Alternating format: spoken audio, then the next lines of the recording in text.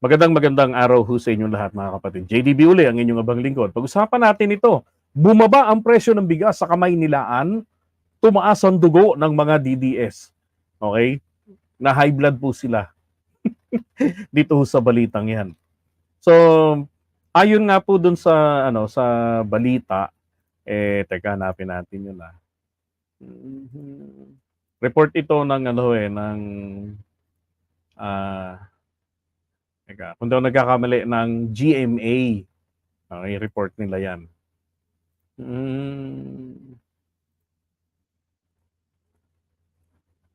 Ano ba 'yan? Nawala. Okay, tanda ko pa naman yung report na 'yan. So, ang nangyari po diyan sa mga presyo ng mga bigas na 'yan ay ah, meron pong palengke dito sa Quezon City and sa Q-Mart. Ang presyo ho ng bigas, ang laki ho ng ng ibinaba naman talaga. So, meron kayong makikita diyan na nagkakahalaga ng 45 pesos per kilo. Okay, sana all. Sana hindi po sana all. Sana po palaging ganito. Ayan, 45 pesos per kilo, 48 pesos per kilo. Okay, ito yung mga yung mga well-milled rice, yung mga ganon, special rice, mga ganyan. No, so far, hindi pa naman po ganoong karami ang supplies nito. Take note, paano nga po ba bumaba ang presyo ng mga bigas na to? So kung matatandaan nyo, nung nakaraang mga buwan, ang problema natin, yung mataas yung inflation dito po sa bigas. Okay, mataas. No? Mataas yung pangangailangan, kakaunti yung supply. Kasi hanggat maaari, ang gusto ng gobyerno natin, hindi tayo mag-import ng mag-import. Gamitin natin yung local production. No? Apparently, from the previous administration, wala po talaga tayong mahita na sapat na supply ng bigas galing sa local farmers natin. Kaya tayo nag-i-import. Ang problema, yun pong supply na bigas na galing po sa Vietnam, Thailand, ito po ay nagtaas din po sila ng presyo. Alam niyo ho ba, noong panahon ni dating Pangulong Duterte, nagbaba rin siya ng taripa. 5% nga lang. Nung time ni Pinoy, it was 40% tariff para sa mga import. Ang tariff, ito po yung buwis na ipinapataw sa mga produkto na pinapasok dito, na ini-import natin. So 40%, halos kalahati yung nadadagdag. Therefore, ang presyo nito, kung ang local natin, ang presyo ng bigas ay, sabihin natin 30 kilos, ay 30 pesos kada kilo, so madadagdagan ito ng 40%. Okay? So magiging nasa 50 pesos ito, 55, mga ganyan ang magiging presyo. So, ang problema dito sa atin, maraming mga kababayan na talaga natin, ramdam yan, dumadaing talaga. Maging nung campaign period, ang sabi ng presidente natin ngayon, pangarap niya, ang pangarap ng mga Pilipino, at yun na nga po, ang isa doon ay ang murang bilihin, murang bigas. Kaya sabi niya, kung magagawa niya, yung kanyang aspiration, ay mapababa ang presyo ng bigas sa kahit na 20 pesos kada kilo. So, yun po ang kanyang pangarap, na pangarap din ng mga Pilipino. Okay, hindi po niya pangako, pero hindi niya pinangako, ginagawa niya ng paraan. At ang isa sa pinakamagandang paraan na gawa ng Pangulo, dahil ang nagpapamahal ng presyo ng bigas natin ay hindi po ang inflation.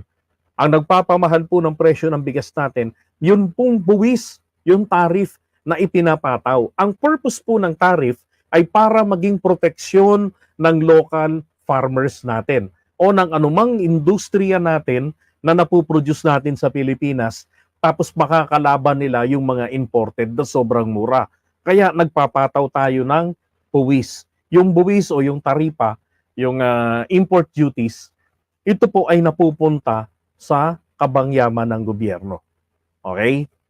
So rito ho, sa ginawa ni PBBM last June, ay pinakawalan niya po ang 22 billion pesos na possible income mula po sa taripa ng bigas at iba pang agri-products na binabaan niya. So we're talking about the bigas, the rice.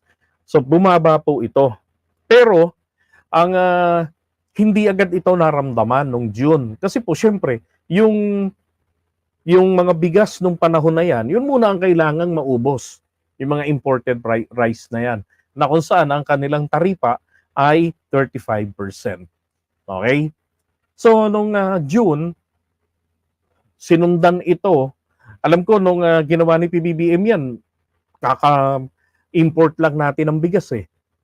So, kinailangan ngayon, nung magawa niya na yan, nag-import tayo ng panibago, kaya po ang nangyari ay mga buwan banda sana ito ng sabi nga ay July, pero impossible po talaga ng July kung June lang naman binabaan niya ng 15% ang taripa, so 25% na lang sa mga August sana or September mararamdaman na to. At ngayon nga hong September, pagpasok ng September pa lang ng September 1, nandiyan na mababa na yung presyo ng bigas. Kasi yan na po yung mga bigas na in-import pagkatapos niyang babaan ng 15% ang taripa from 35%. 40% ni Pinoy, binawasan ni Duterte ng 5%, tapos etong si PBBM naman ngayon, binawasan ng malaki 15%.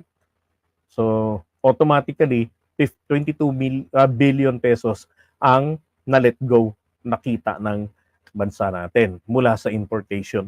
Pero, makakagaang naman sa buhay ng mga kababayan natin, di ba? Ng mga mahihirap tulad ng inyong ibang lingkod.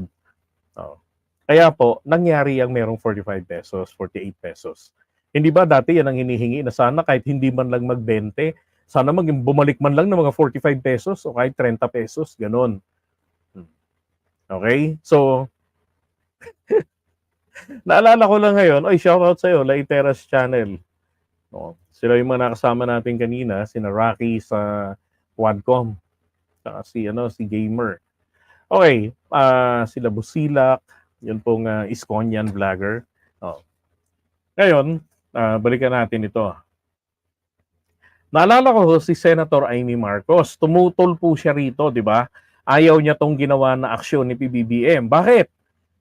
Kasi daw po, masisira daw yung local production natin, yung local farmers natin, kakalabanin ng mga imported products. Ano ang kakalabanin? Ano ang poprotektahan po ng taripa? Kung wala naman tayong sapat na produksyon, di ba? Kaya nga ho ang buyer ng mga magsasaka natin sa bigas, yung mga nagtatanim ng palay, ay mismong ang NFA ang buyer nila. Anong ginagawa ng NFA sa bigas na galing po sa mga local farmers natin? Ito po ang ginagamit nila sa mga relief operations. Okay? Kaya po, kayang-kaya nilang bilhin sa mas mataas na halaga ang presyo ng palay per kilo.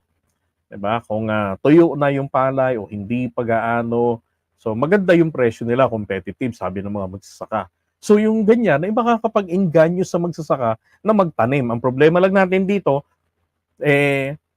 wala tayong batas na ginagawa ang ating mga mambubutas para ho maipagbawal ang pag-dispose ng mga agricultural lands. Okay, so yun po yung isang pagkukulang sa atin ng mga mambabatas natin. Anong dahilan? Hindi ko alam. Baka meron po silang pinoprotektahan na malaking negosyante sa real estate. Okay, alam ko nang tuturo nyo mga bilyar. Hindi lang po mga bilyar. Marami pa dyan. Di ba? So, ang isa hong maganda rin nito, para po tuloy-tuloy talaga, mapababa ang presyo ng bigas para ho ma-reach natin kahit na 30 pesos man lamang na kung magkano yung presyo sa labas, na ini-import natin, 'di ba? Yung natitira pong 25%, kung po pwede gawin ng pangulo natin, 5% na lang, 'di ba? Ito po ay pwedeng gawin kapag yung Maharlika Investment Corporation natin kumikita na ang kanilang investments taon-taon. 'Di ba? Kasi nga, yun ang purpose ng Maharlika makapagpabawas ng inuutang ng gobyerno na panggastos sa susunod na taon o sa taon-taon na operasyon ng buong gobyerno. Okay? So, ganon. Alright? And again, congratulations sa presidente natin sa aksyon na yan. Sana po pabahain ninyo, palakihin ninyo yung quota ng importation. Wag na ho tayo, alam ko wala ng quota. Diba? Pero dapat po pabahain ninyo ang bigas sa Pilipinas. Diba? Total, ang mga magsasaka natin, wala akong kalaban. Ang NFA, ang buyer. Okay? So, ganito ho yan eh. Tignan nyo ha. So, ako kunwari, local farmer ako. Ayaw kong ibenta sa NFA ang mga palay ko kasi sabihin ko, ayoko nga sa inyo. Gusto ko sa gobyerno. Ay, gusto ko sa pamilihang bayan, sa palengke. Kasi mahal ang presyo ng bigas. 50 ang kada kilo. Ang puhunan ko rito, 22 pesos. Kunwari, ganun. O 19 pesos ang puhunan ko. Laki ng tutubuin ko. Ay, kung babaha po ang imported na bigas sa pamilihang bayan, sa palengke, at magiging presyo ng bigas, sabihin natin 20 pesos per kilo, tapos etong mga farmers natin, ang bili ng NFA sa kanila, kunwari 25 kada kilo, imbis magbenta yan sa palengke, itong mga magsasaka, di ba, magsapalaran, ibibenta na lang nila sa NFA. Mas mataas yung presyo. Dihama kumpara doon sa nasa public market. Diba?